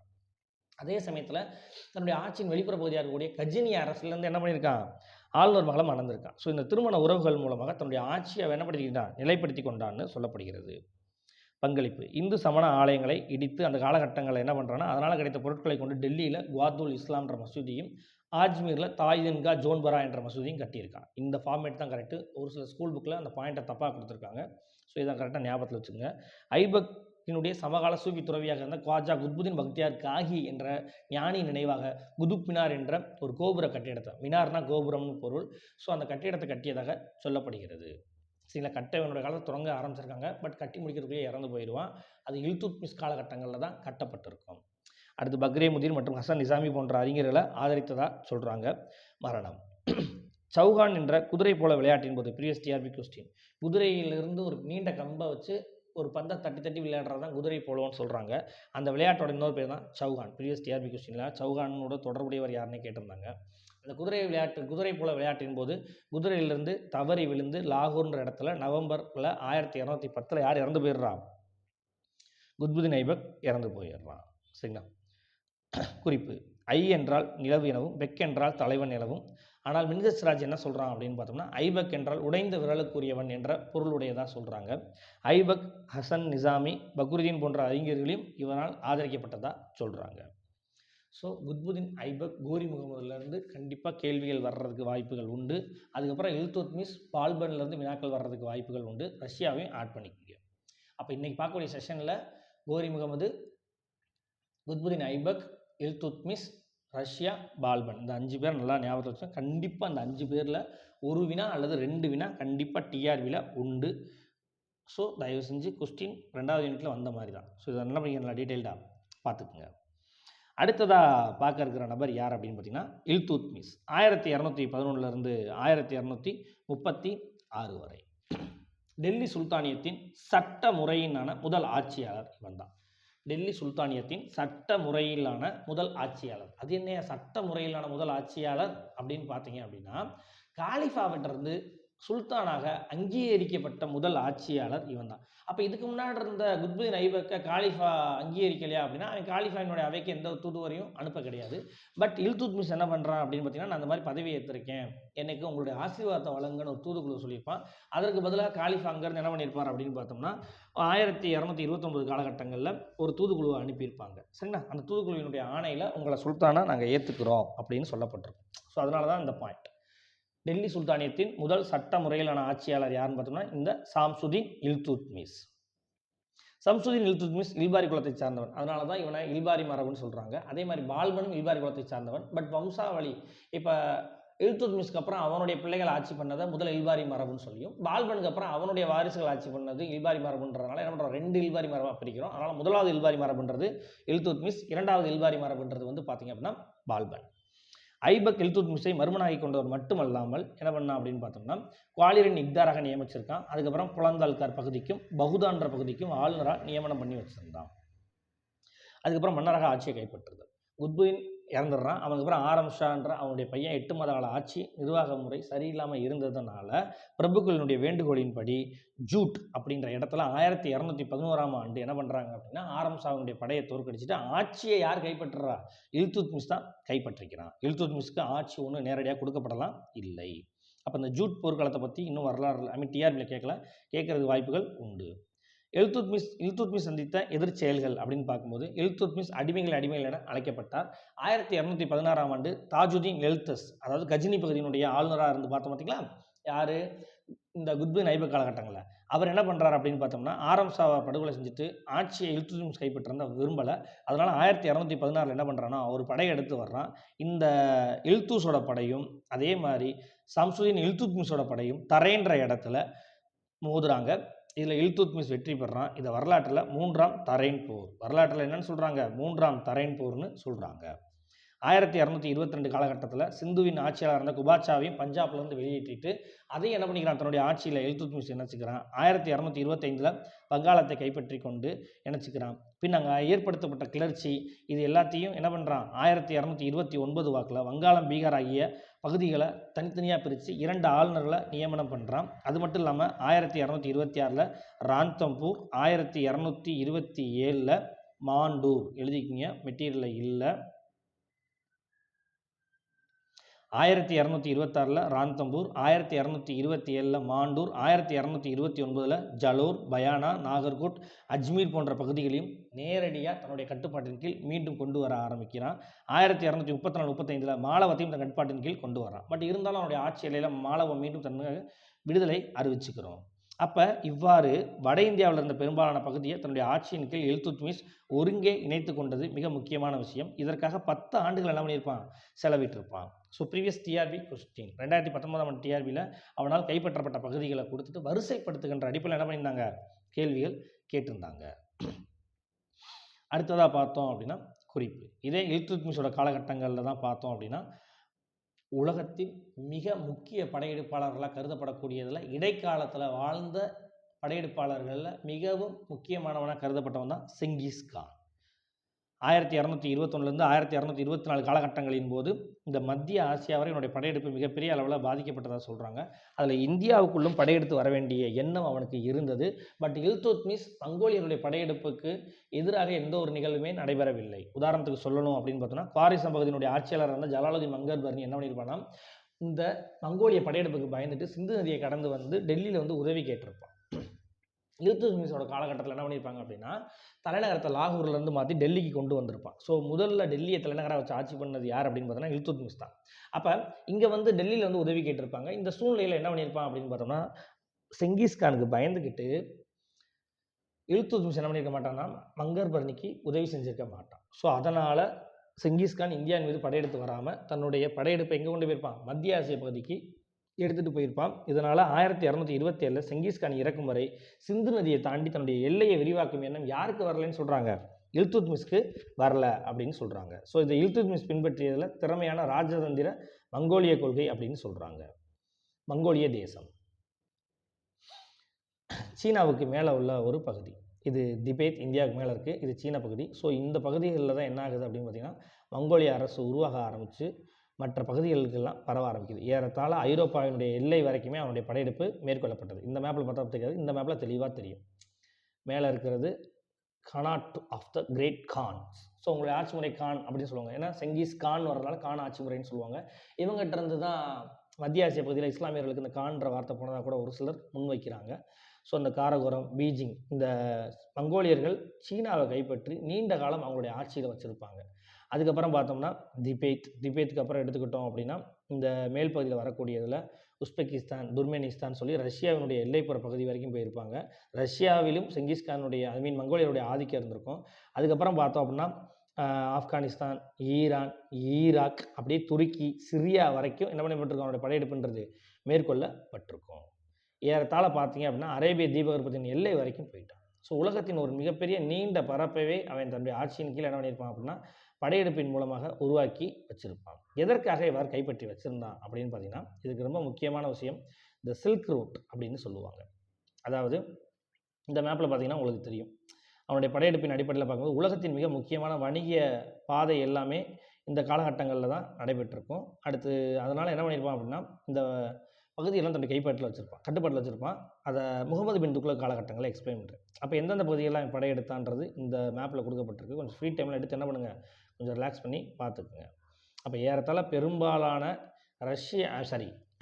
ஆசிய பகுதிகளை தன்னுடைய ஆட்சியின் கீழ் வைத்திருப்பான். அதில் அரேபிய பகுதி, இந்திய பகுதி, பர்மா, அதுக்கப்புறம் எடுத்துக்கிட்டோம் அப்படின்னு பார்த்தோம்னா சீனாவின் ஒரு பகுதி மட்டும் கட்டுப்பாட்டின் கீழ் இல்லாமல் இருந்திருக்கும். ஸோ அதெல்லாம் கொஞ்சம் பார்த்துட்டு நல்லாயிருக்கும்.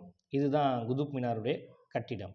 ஸோ இது வந்து இருக்கக்கூடிய இந்த பகுதியில் குதுப் மினார் இருக்குது. இந்த பகுதிக்குள்ளே தான் எது இருக்குது அப்படின்னு பார்த்தீங்கன்னா மெஹ்ருலி இரும்பு தூணும் இருக்கிறதா சொல்கிறாங்க. அதுக்கப்புறம் பார்த்தீங்கன்னா குதுப் மினாரினுடைய உட்புற அமைப்பு இதில் கொடுக்கப்பட்டிருக்கு. இது வந்து இல்துத்மிஷனுடைய நாணய அமைப்பு. அவருடைய நாணய முறை இப்படி தான் இருந்திருக்கு அந்த காலகட்டங்களில். சரிங்களா? ஜஸ்ட் அந்த பிக்சர்ஸ்லாம் பார்த்துக்கங்க. அடுத்ததாக பார்த்தோம் அப்படின்னு பார்த்தோம்னா சாதனைகள்.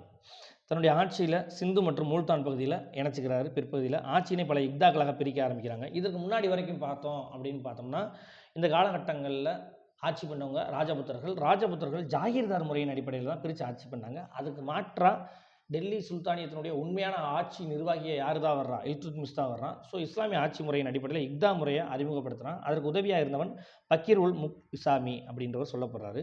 துருக்கிய பிரபுகளின் ஏகபோக உரிமையை தடை செய்வதற்காக தேர்ந்தெடுக்கப்பட்ட 40 பேர் கொண்ட ஒரு குழுவை உருவாக்குறான். அதாவது துருக்கிய பிரபுக்கள் எல்லாரும் ஆதிக்கம் செலுத்தக்கூடாது அரசியலில், அரசு நிர்வாகத்தில் ஒரு குறிப்பிட்ட பேர் மட்டும்தான் ஆதிக்கம் செலுத்தணும்னு சொல்லி 40 நபர் குழுன்னு ஒரு குழுவை உருவாக்குறான். அதுக்கு சகல்காணின்ற பெயர் கொண்டது.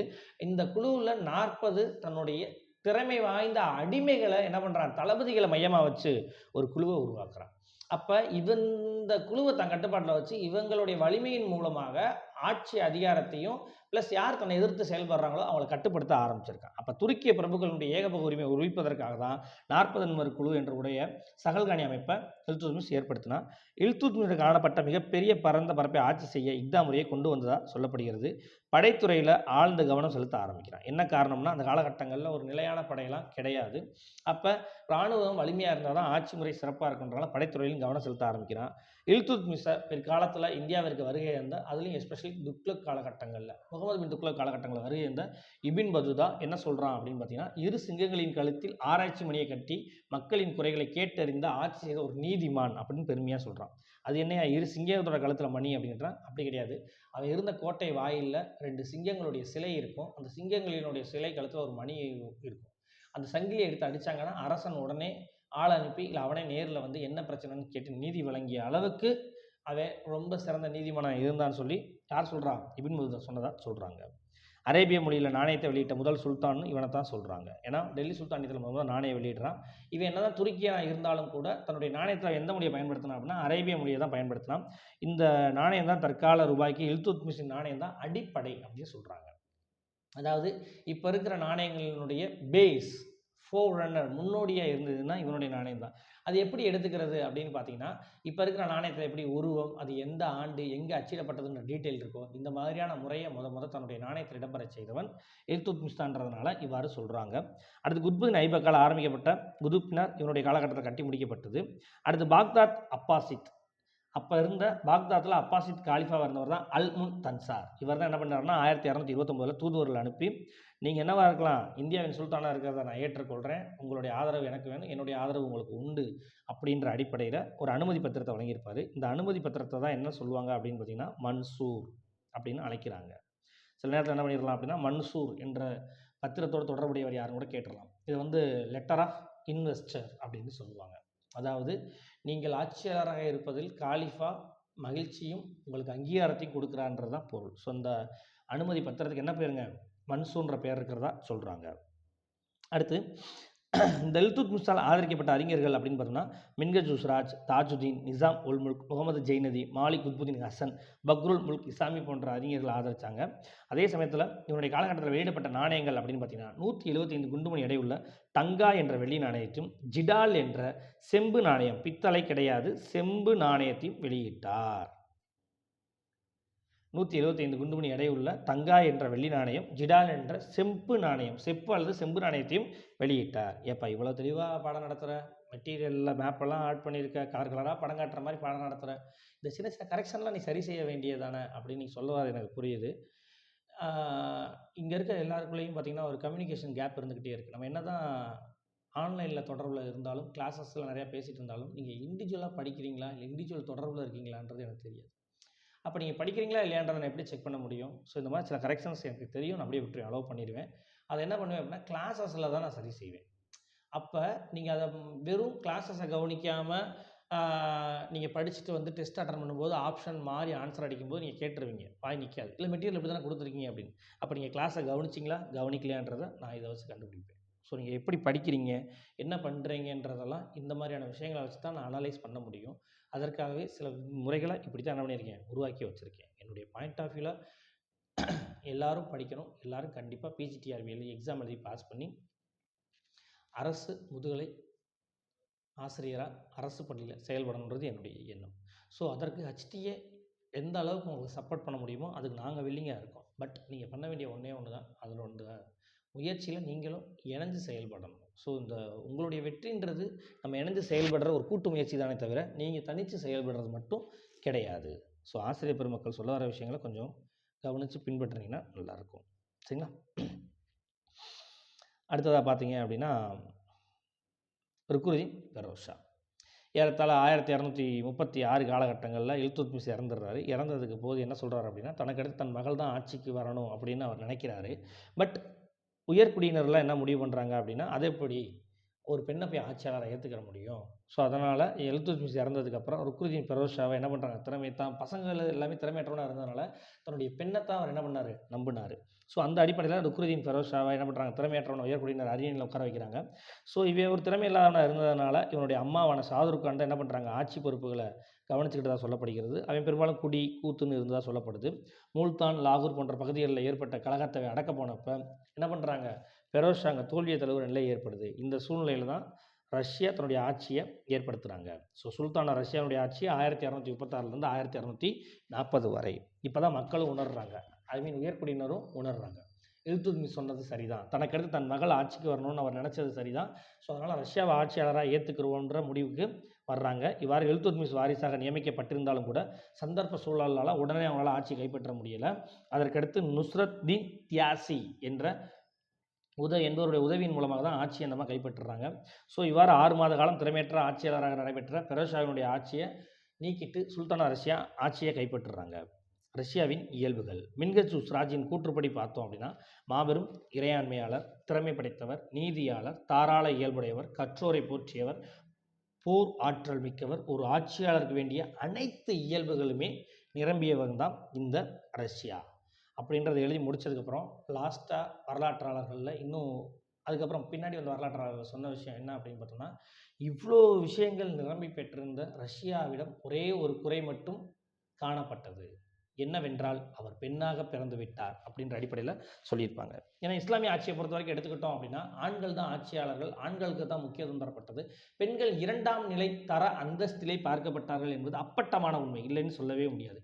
இஸ்லாம் மதத்தில் உள்ள ஒரு மிகப்பெரிய விஷயமா சொல்லணும் அப்படின்னு பார்த்தீங்கன்னா, பெண் உரிமைன்றது அங்கே ஆணுக்கு இணையாக இல்லைன்றதே சொல்லலாம். சரிங்களா?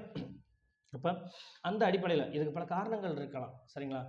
பெண் உடல் அமைப்பு, இராணுவம், ஆட்சிக்கு ஏற்றவர் இல்லாதன்ற அந்த அடிப்படையில். ஆனால் இன்றைய காலகட்டங்களில் இருவரும் சமம்ன்றதுல தான் இப்போ இருந்து பார்க்கும்போது பார்த்தோம்னா அந்த வித்தியாசங்கள் வேறுபாடு உடையதாக தான் இருக்கும். ஸோ எல்லா மதங்கள்லேயுமே குறைபாடுகள் இருக்கத்தான் செய்யுது. இந்து மதங்கள் எடுத்துக்கிட்டோம் அப்படின்னா சாதி குறைபாடுகள் இருக்கத்தான் செய்யுது. இதே இடத்துல கிறிஸ்தவ மதங்களை போய் பார்த்தோம் அப்படின்னா கருப்பர் வெள்ளையர்ன்ற பிரச்சனை இருக்கத்தான் செய்யுது. உடனே சொல்லலாம் அப்படிலாம் இல்லையே அப்படின்னு கேட்க வந்தீங்க அப்படின்னா, என்றைக்காவது ஒரு ஆப்பிரிக்காவை சார்ந்த ஒரு ரோமன் கத்தோலிக்க திருச்சபையை சார்ந்த ஒரு கிறிஸ்துவனை போப்பா ஏற்றுக்கிறவங்களா? ஒரு காலகட்டத்தில் ஏற்றுக்கவே மாட்டாங்க. அப்போ மதங்கள்லையும் சில குறைபாடுகள் இருக்கத்தான் செய்யுது. அடுத்து ஆரம்பகால எதிர்ப்புகள். ரஷ்யா ஆட்சிக்கு வந்த காலகட்டங்களை பார்த்தோம் அப்படின்னா பதோன், முல்தான், லாகூர் போன்ற ஆளுநர்கள் வெளிப்படையாகவே எதிர்த்தாங்க. காரணம் என்னன்னா, ஒரு பெண்ணுக்கு எங்களால் ஆட்சி செய்ய முடியாதுன்ற காரணத்தினால. இது மட்டும் இல்லாமல் அப்போதைய வசீராக இருந்த முகமது ஜுனைதின்றவர் கூட பார்த்தோம் அப்படின்னா ரஷ்யாவை பதவியிலேருந்து நீக்கணுன்ற எண்ணத்தில் ரொம்ப தீவிரமாகவே இருந்தாங்க. ஸோ இப்படி பல எதிர்ப்புகள் ஒரு பக்கம் எல்லாத்தையும் அடக்கியாண்டு தான் நம்ம ஆட்சி பண்ணிக்கிட்டு இருந்தாங்க. இந்த சூழ்நிலையில் தான் இன்னொரு பிரச்சனையும் வருது. அபிசினியா நாட்டை சார்ந்த அடிமையான மாலிக் ஜமாலுதீன் யாகுத் என்பவனுக்கு என்ன பண்ணியிருப்பாங்க அப்படின்னா, அடிமையாக இருந்தவன் இவனுக்கு அமீரி அக்கூர்ன்ற அரசு குதிரைலாய தலைவர் குதிரைலாய தலைவர் பொறுப்பை யார் கொடுத்துருப்பா? இந்த ரஷ்யா வழங்கியிருப்பாங்க. 2வது இவனோட இந்த அம்மா ரொம்ப பாசமாக நெருங்கி பழகுனதுனால இது நிறையா பேருக்கு பிடிக்காது. அவன் என்ன பண்ணுவான் அப்படின்னு பார்த்தோம்னா, குதிரைலாய தலைவனாக இருந்ததுனால ரஷ்யா குதிரையில் பயணம் செஞ்சு வரும்போது அந்த அம்மா தொட்டி இறக்கி விடுவான். இது நிறையா பேருக்கு பிடிக்காது. ஒரு அரசியை போய் எப்படி ஒரு அடிமை தொடுவது இப்படின்ற ஒரு நிலைப்பாடு இருக்கும். இதெல்லாம் தாண்டி ஒரு பெண்ணுனா இந்த சமுதாயம் எவ்வளோ இலக்காரமாக பார்க்குன்றதுக்கு இன்னொரு உதாரணம் பார்த்தோம் அப்படின்னா, மொராக்கோ நாட்டை சார்ந்த இபின் பதுதா ஏறத்தாழ சுல்தானா இறந்து ரஷ்யாவை இறந்து அதுக்கப்புறம் பார்த்தோம் அப்படின்னா ஒரு 100 ஆண்டுகள் கழிச்சு தான் இந்தியாவுக்கு வர்றான்.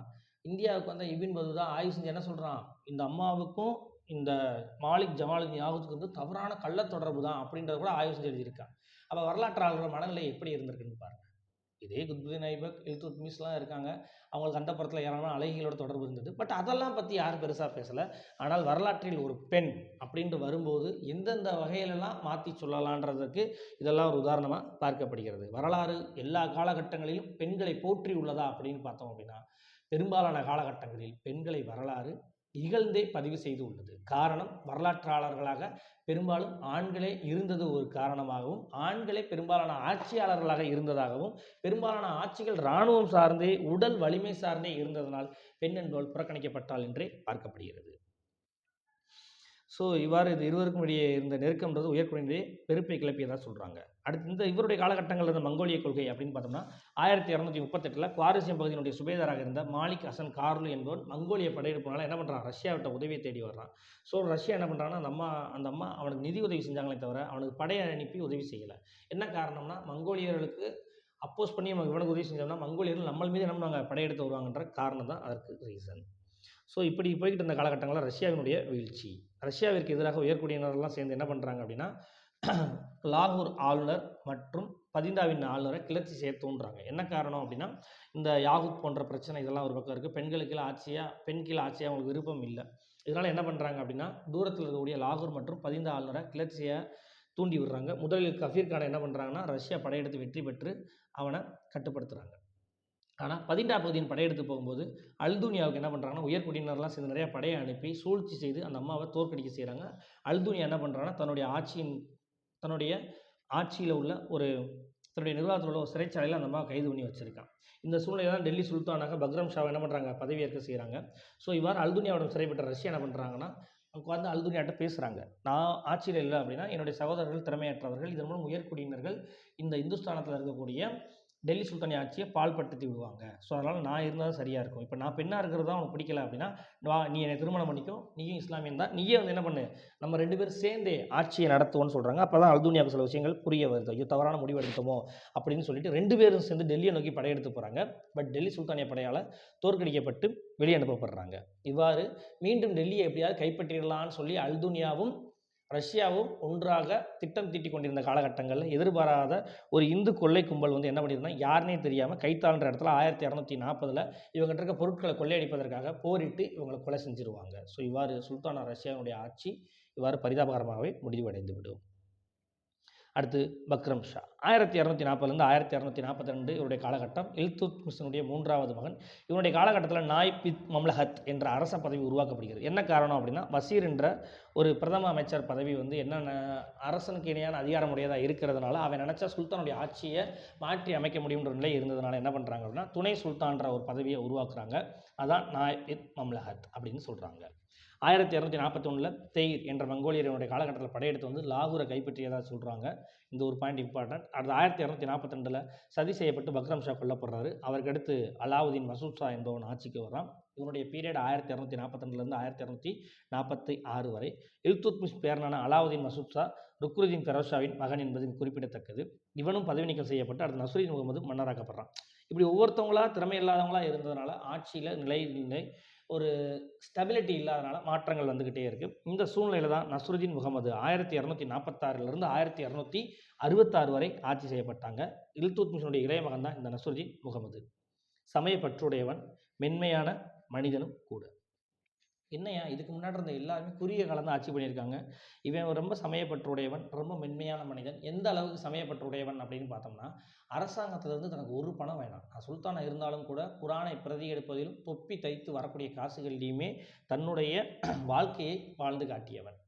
இது மட்டும் இல்லாமல் ஒரு முறை தன்னுடைய மனைவி சாப்பாடு பரிமாறும்போது என்ன பண்ணுறாங்க, கையில் காயமாக இருக்குது. கேட்குறான், என்ன ஆச்சு பேகம், ஏன் கையில் காயம் அப்படின்னு கேட்கும்போது அந்த அம்மா சொல்லுது, இல்லைங்க சமைக்கும்போது கையில் தெரியாமல் காயம் பட்டுருச்சு, எனக்கு உதவிக்கு வேணா ஒரே ஒரு பணிப்பெண் வச்சுக்கிறவான்னு கேட்கும்போது, அப்போ அந்த அரசன் என்ன சொல்லியிருக்காங்கன்னா, அரசிக்கிட்ட நமக்கு எதுக்கு உதவிக்கு ஆள், நம்ம தான் இருக்கமே போதும், நம்மளுடைய பணியை நம்ம தான் செய்யணும், எளிமையான வாழ்க்கையை வாழணும் தான் குரான் சொல்லியிருக்கு அப்படின்ற அளவுக்கு மென்மையுடையவன். இவன் எப்படியா 20 வருஷம் ஆட்சி பண்ணா அப்படின்னு பார்த்தோம்னா, அங்கே தான் விஷயமே இருக்குது. இந்த நஸ்ருதீன் முகமதுனுடைய மனைவியின் தந்தை தான் யார் அப்படின்னு பார்த்தீங்கன்னா, கியாசுதீன் பால்பன். வரலாற்றில் மிக முக்கியமான ஆளுமை. இவனுடைய காலகட்டத்தில் தான் வலிமை மிக்க மனிதனாக பால்பன் உருவாகி இருந்தார். ஸோ இதனை பயன்படுத்தி 40 குழுவின் தலைவராகவும் தன் மகளை கொடுத்தும் சுல்தானின் மாமனாராகவும் இருந்தார். அப்போ நஸ்ருதீன் முகமதுனுடைய ஆட்சி 20 ஆண்டு காலம் மிகவும் செம்மையாக நடைபெற்றதற்கு இந்த கியாசுதீன் பால்பனுடைய ஆதரவு தான் மிக முக்கியமாக சொல்லப்படுகிறது. ஸோ ஆன்மீகவாதியான நஸ்ருதீன் முகமது புனித குரானை பிரதி எடுப்பதிலே காலம் கழிச்சுக்கிட்டு இருந்தார். இவருடைய மறைவுக்கு அப்புறம் இவருக்கு வாரிசு இல்லாத காரணத்தினால கியாசுதீன் பால்பன் ஆட்சியை கைப்பற்றுறாரு. வரலாற்றில் மிக முக்கியமான ஆளுமையும் கூட. வந்தார்கள் வென்றார்கள்ன்ற ஒரு புக்கு மாதிரி எழுதியிருப்பார். ஏறத்தாழ 30 ஆண்டுகளை தாண்டி அந்த பிரதிகள் இன்றைக்கும் மறுபிரசுரம் செய்து வந்துக்கிட்டே இருக்குது. அதில் டெல்லி சுல்தானியம் முகலாயர்களை பற்றி நிறையா டீட்டெயிலிங் நம்ம வரலாற்றில் ஏதோ அவங்களுடைய இம்பார்ட்டண்ட் பொலிட்டிக்கல் அண்டு வார் சம்மந்தமான விஷயங்களை மட்டும்தான் படிச்சுக்கிட்டு இருக்கோம் டேட்டாவாக. ஆனால் அவங்களுடைய இயல்பான வரலாறு நமக்கு தெரியறது இல்லை. ஸோ அது நமக்கு தெரிஞ்சுக்கிறது நல்லாயிருக்கும். புக்காக படிக்கிறோட ஆடியோவாக கேட்கும்போது ரொம்ப ரொம்ப இன்ட்ரெஸ்டிங்காக இருக்கும். ஸோ அந்த ஆடியோ வேணால் நான் டவுன்லோட் பண்ணி அட்மின் சார்ட்ட சொல்லி ஆப்பில் அப்லோட் பண்ண சொல்கிறேன். ஃப்ரீ டைமில் கேளுங்க, அல்டிமேட்டாக இருக்கும். சரிங்களா? அதில் கியாசுதீன் பால்பனை பற்றிலாம் கேட்டிங்க அப்படின்னா மெய்சில் இருக்கிற மாதிரி இருக்கும். இப்படியெல்லாம் ஒரு மனுஷன் இருப்பானா, இந்த அளவுக்கு கொடூரமான எண்ணம் படைத்தவன்ற மாதிரி இருக்கும். ஸோ அதை பார்த்தீங்கன்னா கேட்டிங்கன்னா கொஞ்சம் நல்லா இருக்கும். ஸோ அதனால் அந்த ஸ்டோரிஸ் நான் நிறைய இங்கே சொல்ல விரும்பலை. நீங்கள் அதை ஆடியோவாக கேளுங்க. கியாசுதீன் பால்பன் கண்டிப்பாக எக்ஸாமில் கேட்க வாய்ப்புகள் உண்டு. 1266 1286 இவனுடைய காலகட்டம். பகாவுதீன் என்ற பால்பனுடைய இயற்பெயர் எக்ஸாமில் கேட்க வாய்ப்புகள் உண்டு. இல்பாரி குலத்தை சார்ந்தவன். கஜினியில் அடிமையாக பிடிக்கப்பட்டு மங்கோலியரால் சமய தலைவர் விற்கப்படுறான். அதுக்கப்புறம் இல்துத்மிஸ் விலைக்கு வாங்கி கொண்டு வரான். இல்துத்மிஸ் காலகட்டத்தில் 40 குழுவில் ஒருவனாக இருந்தவன் தான் இந்த கியாசுதீன் பால்பன். சுல்தானா ரஷ்யா காலத்தில் வேட்டை தளபதியாக அமீரி ஷிகாரி என்ற வேட்டை தளபதி நிலையில் இருந்திருக்கான். பக்ரம் ஷா காலத்தில் பஞ்சாபினுடைய ரேவாரி பகுதியின் ஜாகிர்தாராக இருந்திருக்கான். 1249 பால்பன் என்னவாக இருந்தான் அப்படின்னா, நாய்ப் இ மம்லகத் என்ற சுல்தானுக்கு அடுத்த பதவியில் இருந்து இவன் தான் என்ன பண்ணிக்கிட்டான், நஸ்ருதீன் முகமது காலகட்டங்களில் நிர்வாகத்தை அனைத்தையும் பார்த்துக்கிட்டான். 1253 காலகட்டங்களில் பால்பனும் அவரது ஆதரவாளர்களும் ரொம்ப தன்னிச்சையாக செயல்படுறாங்க, உயர்குடியினரை மதிக்க மாட்டாங்கன்னு பதவியிலேருந்து நீக்கிடுறாங்க. ஆனால் பின் சில நாட்களே என்ன பண்ணிடுறாங்கன்னா, அவங்க இல்லாமல் நிர்வாகத்தை நடத்த முடியாதுன்னு சொல்லி மீண்டும் சேர்த்து கொள்ளப்படுறாங்க. அப்போ அந்த அளவுக்கு கியாசுனுடைய பால்பனுடைய வலிமை அந்த காலகட்டங்களில் இருந்தது. சுல்தானக பால்பன் அரசன் இறைவனின் நிழல் போன்றவன். அதுக்கு என்ன பொருள் அப்படின்னு பார்த்தீங்கன்னா, சில் ஹி ஹிலா அப்படின்னு சொல்லுவாங்க. அதாவது சில் இ ஹிலா அப்படின்னு சொல்லுவாங்க. அரசன் இறைவனின் நிழல் போன்றவன்றது பொருள் என்ன அப்படின்னு பார்த்தீங்கன்னா, சில் ஹி ஹிலா. Previous TRB question. இறைவனால் பூமிக்கு அனுப்பி வைக்கப்பட்டவன்ற அடிப்படையிலும் சொல்கிறாங்க. அரசன் சுல்தான்றவன் இறைவன் நிழல் போன்றவன், இறைவனால் பூமிக்கு அனுப்பி வைக்கப்பட்டவன்ற நம்பிக்கை உடையவனாக இருந்திருக்கான். இவன் பின்பற்றிய கொள்கை தான் தெய்வீக உரிமை கோட்பாடு அப்படின்னு சொல்லுவாங்க. சரிங்களா? தியரி ஆஃப் டிவைன் கிங்ஷிப் அப்படின்னு சொல்லுவாங்க. ஸோ இது மட்டும் இல்லாமல் நவ்ரோஸ் என்ற பாரசீக திருவிழாவை ரொம்ப ஆடம்பரமாக கொண்டாடியிருக்கான். என்ன காரணம் அப்படின்னா, தன்னுடைய வலிமையை பிறருக்கு எடுத்துக்காட்டும் விதமாகவும், தன்னுடைய செல்வாக்கு பலத்தை காட்டுவதற்காகவும், சுற்றுப்புற அரசர்களுக்கு தான் யாருன்றதை காட்டுவதற்காக நடத்துனதா சொல்கிறாங்க. துருக்கிய உயர்குடியினரோட தவிர மற்ற உயர்குடியினரோட அதிகாரத்தை பகிர்ந்து கொள்ள விரும்பலை. துருக்கி இனத்தையோட மட்டும்தான் தன்னுடைய அட்மினிஸ்ட்ரேஷன் பவரை என்ன பண்ணியிருக்கான், ஸ்பிளிட் பண்ணி என்ன பண்ணியிருக்கான், ஷேர் பண்ணியிருக்கான். அடுத்து உயர்குடியினரை கண்காணிக்க ஒற்றர்களை நியமிச்சிருக்கான். சகல்காணி அமைப்பை 40 குழு என்ன பண்ணியிருக்கான், ஒழிச்சிருக்கான். காரணம் 40 குழு கூட சில நேரங்களில் அரசனுக்கு இடையூறாக இருந்ததுனால அரசன் மட்டுமே தன்னிச்சை அதிகாரம் படைத்தவனாக இருக்கணுன்றதுக்காக இருந்திருக்கான். எப்போதும் அரச உடைகளிலே காணப்பட்டான். தன் தர்பாரில் அளவுக்கு அதிகமாக பேசவோ சிரித்து வேடிக்கை பேச்சுகளில் ஈடுபட்டதோ கிடையாது. காரணம், பால்பன் அப்படின்னா ஒரு பயம் இருக்கணுன்ற எண்ணம் அவனுக்கு இருந்தது. இதுக்கு உளவியல் ரீதியாக என்ன ரீசன் சொல்கிறாங்க அப்படின்னா, பால்பன் கட்டையா குட்டையா கருப்பாக உருவமுடையவராக இருந்திருக்கார். அப்போ தன்னுடைய உருவத்தின் மூலமாக யார் எள்ளி கிண்டல் கேலி பண்ணிடக்கூடாது, ஆள் பாதி ஆடை பாதின்னு சொல்கிற மாதிரினால என்ன பண்ணா அப்படின்னா, தன்னுடைய வலிமையையும் தன்னுடைய அதிகாரத்தை நிலைநாட்டுவதற்காக எப்பவும் சிரிக்காமல் அமைதியான மனநிலையும் உருன்ற முகத்தோடையும் ப்ளஸ் எப்பயுமே என்ன பண்ணியிருக்கான், அரச உடையிலே இருந்தது காரணமாக இருந்ததுனால. உதாரணத்துக்கு ஒரு நள்ளிரவு 12 மணிக்கு ஒரு எமர்ஜென்சி அரசனை பார்க்கணும்னு வந்தால் கூட ஒரு 10 நிமிஷம் வெயிட் பண்ணுங்கன்னு சொல்லிட்டு அரச உடை தலையில் கிரீடத்தை வச்சுக்கிட்டு தான் பார்க்க வருவாராம். ஸோ அந்த அளவுக்கு ஒரு மனநிலை உடையவனா யார் இருந்திருக்கா, பால்பன் இருந்திருக்கான். ஸோ பால்பன் தன் ஆட்சியை விரிவுபடுத்துவதை விட சட்ட ஒழுங்கு நிலைநாட்டுவதில் அதிக கவனம் செலுத்தவனாக இருந்திருக்கான். இவனுடைய காலகட்டங்களில் தான் பார்த்தீங்க அப்படின்னா, திவானி அர்ஸ் என்ற இம்பார்ட்டன்ட் பாயிண்ட், திவானி அர்ஸ் என்ற தனியாக ஒரு இராணுவத்துறையை ஏற்படுத்தியிருக்கான். ஸோ இஸ்லாமியர் காலகட்டங்களில் இராணுவத்திற்கென முதல்ல ஒரு துறையை உருவாக்கியவன் யாருன்னா பால்பன் தான். இதற்கு உதவியாக இருந்தவன் இமாத் உல் முல்க் என்பவன் ஆவான். அதுக்கப்புறம் மேவாடி சென்ற கொள்ளையர்கள் என்ன பண்ணியிருக்கான், அடக்கியிருக்கான். அதுக்கப்புறம் ப்ரீவியஸ் டிஆர்பி கொஸ்டின் சிஜ்தா மற்றும் பைபோஸ் முறையை கொண்டு வந்ததா சொல்கிறாங்க.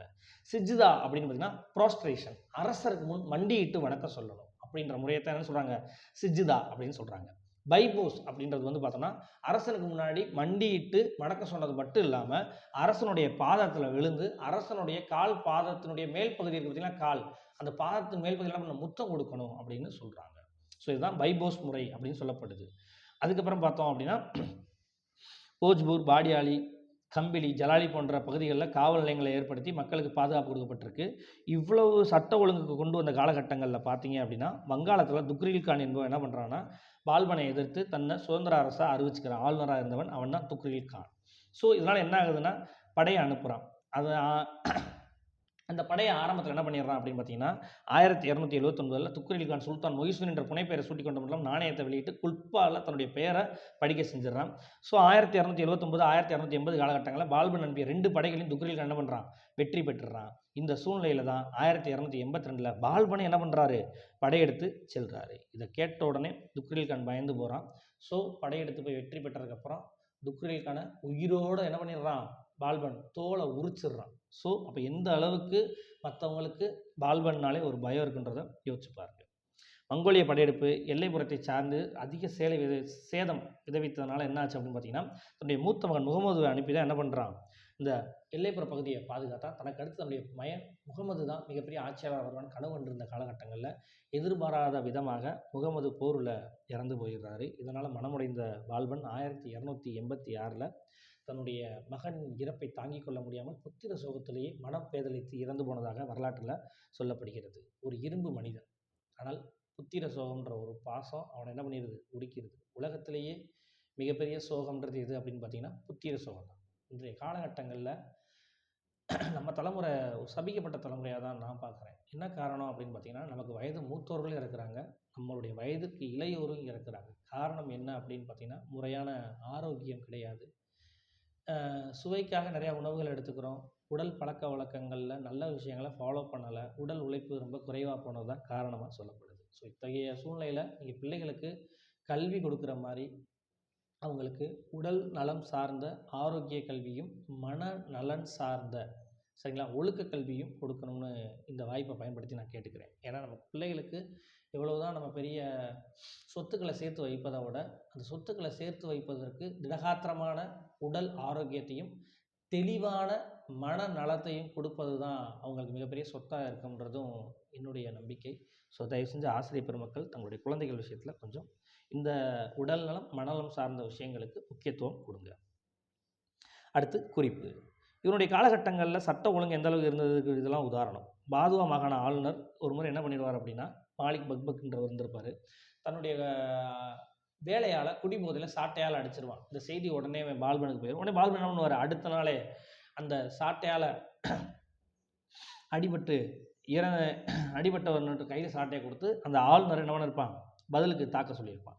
அதே மாதிரி அயோத்தி ஆளுநர் ஹேபத் கான் என்ற என்ன பண்ணியிருப்பான் அப்படின்னு பார்த்தீங்கன்னா குடிபோதையில் தன்னுடைய வேலையாளை தண்டித்து அவனை கொலை செஞ்சிருவான். ஸோ இந்த செய்தி அடுத்த நாள் எங்கே போயிடும் அப்படின்னு பார்த்தீங்கன்னா பால்பன்கிட்ட போயிடும். உடனே பால்பன் என்ன பண்ணுவான் அப்படின்னு பார்த்தீங்கன்னா அடுத்த நாளே அந்த தண்டிக்கப்பட்டு இறந்து போன மனைவியினுடைய கையில் சாட்டையை கொடுத்து உன்னுடைய கணவனை எப்படி கொன்றானோ அதே மாதிரி நீ பதிலுக்கு என்ன பண்ணிடு கொன்று அப்படின்ற விஷயத்த சொல்லியிருப்பார். அதே மாதிரி பதிண்டாவினுடைய ஆளுநர் ஷெர்கான் என்ன பண்ணியிருப்பான் அப்படின்னா எப்படியாவது பால்பனுக்கு விஷம் வச்சு கொண்டுறலாம் திட்டம் போட்டுக்கிட்டு இருப்பான். இந்த செய்தி பால்பனுக்கு தெரிஞ்சு பால்பன் அடுத்த நாளே ஷெர்கான் உணவில் விஷத்தை வச்சு ஷெர்கானை கொண்டுருவாங்க. ஸோ இந்த அளவுக்கு அவனுடைய காலகட்டங்களில் ஒற்றர்களுடைய செயல்பாடு ரொம்ப தீவிரமாக இருந்ததாக சொல்லப்படுகிறது. பால்பனுடைய மறைவுக்கு அப்புறம் அவனுடைய பேரனை கைகுபத் ஆட்சியில் இருக்கான். 1286 1290 வரை. அவனுடைய ஒழுக்கம் இல்லாத தனத்தினால ஆட்சி முறை சிறுவாக சீர்கேடடையுது. அவனை கொலை செஞ்சுட்டு கையுமஸ்ன்றவன்ட்ட ஆட்சியை ஒப்படைக்கிறாங்க. அவனுடைய நிர்வாக முறை சரியில்லாமல் போனதுனால 1290 அடிமை வம்சம் முடிவுக்கு வருகிறது. ஜலாலுதீன் கில்ஜி ஆட்சியை கைப்பற்றுகிறார். அடுத்து இந்தியாவில் கில்ஜி வம்சம் ஆட்சி நடத்துது. பால்பனால் ஆதரிக்கப்பட்டவர் யார் பார்த்தீங்கன்னா அமீர் ஹசன் அமீர் குஸ்ரு. இந்தியாவின் கிளி, துதி, இந்துஸ்தான் ஆஃப் துது அப்படின்னு சொல்லுவாங்க சரிங்களா. ஸோ இந்தியாவின் கிளி என்று அழைக்கப்பட்ட பேரட் ஆஃப் இந்துஸ்தான் என்று அழைக்கப்பட்ட அமீர் குஸ்ரு தான் இவரால் ஆதரிக்கப்பட்டவராக சொல்கிறாங்க. இந்த அமீர் குஸ்ரு ஆரம்பத்தில் பால்பனுடைய பையனால் ஆதரிக்கப்பட்டவர், பால்பனுடைய பையனான முகமதுவால் ஆதரிக்கப்பட்டவர். அதுக்கப்புறம் அமீர் குஸ்ருவை பால்பன் ஆதரித்ததாக சொல்கிறாங்க. ஸோ பால்பன் இந்த அமீர் குஸ்ருனுடைய வருகை பால்பனுடைய காலகட்டத்திலிருந்தே சுல்தான்களுடைய ஆட்சியில் தொடங்க ஆரம்பிக்குது. அடுத்து அடிமை வம்சம்னு பார்க்கும்போது 1206லேருந்து 1290 வரை இந்த காலகட்டங்களுடைய சுல்தான்களுடைய பெயர்கள் கொடுக்கப்பட்டிருக்கு. இதோட அடிமை வம்சம் முடிவடையுது. ஸோ அடிமை வம்சத்துலேருந்து அடிஷ்னல் பாயிண்ட்ஸை அடுத்து நம்ம என்ன பண்ணலாம், எக்ஸ்ட்ரா கிளாஸஸ் வரும்போது பார்க்கலாம். தேங்க்யூ.